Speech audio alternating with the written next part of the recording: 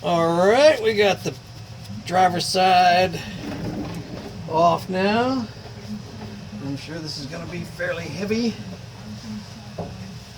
so let's be careful.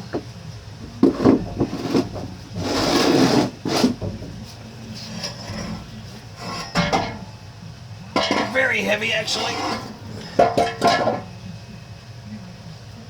Yeah, this is a V-Force.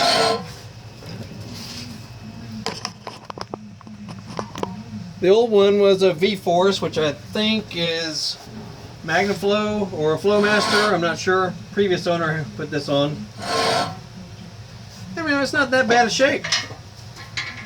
But my main issue was getting those catalytic converters out of there because I think they were very old and pretty nasty looking.